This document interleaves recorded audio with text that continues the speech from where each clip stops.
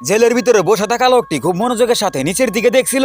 তখনই সে এখানে 3টি পিঁপড়ে দেখতে পায়, আর পিঁপড়াগুলো মিলে একটি ছোট্ট পোশাক টেনে নিয়ে আসছিল।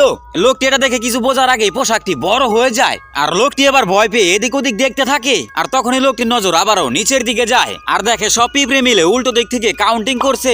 আর জেলারটিও এখন তার জেলের দিকে আসছিল, তাই লোকটি এবার কোনো সময় নষ্ট না করে পোশাকটি পরে ফেলে। আর উল্টো কোনো না শেষ হওয়ার আগেই সে হেলমেটটিও পরে ফেলে। আর জেলার তার জেলের সামনে আসতে আসতে সে অদ্ভুত ভাবে গায়েব হয়ে যায়। আর এটা দেখে জেলার পুরোপুরি ভাবে অবাক হয়ে যায়, কিন্তু জেলারকে কে বোঝাবে লোকটি আসলে পোশাকটি পরে পিঁপড়ার মতো ছোট হয়ে জেল থেকে বেরিয়ে যাচ্ছে। সে আকারে ছোট হওয়ার ফলে সবার সামনে দিয়ে আরামসে পালিয়ে যাচ্ছে।